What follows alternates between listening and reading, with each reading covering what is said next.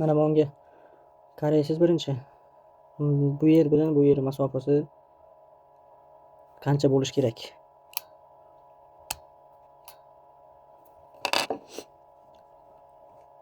Ko'ryapsizmi mana? Xullas, ishlash jarayonida buni masofasi bo'ladi. O'chib keladi bu narsa. 2 dan boshlaylik. 2,5 sm. 2,5 sm masofa bo'ladi bu yer bilan bu yer oralig'ida. 2,5 sm masofada eng yaxshi ligirovka bo'ladigan joy bo'ladi. 2,5 sm bu yer bo'lsa, endi bu yerga qaraysiz. Mana bu bulut. Mana shu bulut o'rtaga qatiriladi ana. Ligirovka bor bu yerda. Bu tarafidan ham ozgina ochiq qoladi, bu tarafidan ham ozgina ochiq qoladi. Birinchi tepasini 2,5 sm ga sozlab olganingizdan keyin endi pastini qarab turing mana. Ip to'lgan holati, ip o'ramayapti hozir.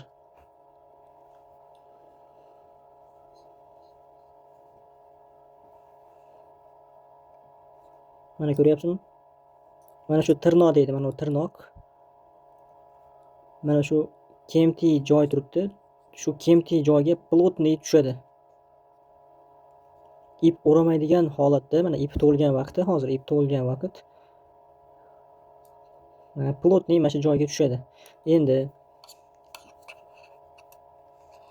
buni ip o'rash holatiga olib kelamiz. Ip o'rash holatida mana bunga e'tibor bering. Bu yer ochildi. Mana bu o'zi aylanyapti. Tormoz holatidan chiqib ketdi mashina. Endi TMT joydan 2-3 mm tepaga chiqib to'xtaydi mana tirnoq. Tirnoq mana TMT joydan ozgina chiqib to'xtash kerak. Bu mexanizmli narsa, sozlashsa bo'ladi bu narsani. Bu problema narsa emas. Elektronika narsa bo'lsa boshqa narsa edi mana ko'ryapsizmi? Eng nimasiga qarang mana. Mana shu qora temirni to'ntoq joyiga chiqib to'xtaydi ip o'rash holatida. Mana shunaqa bo'ladi. Xuddi shunday sozlab ko'rsangiz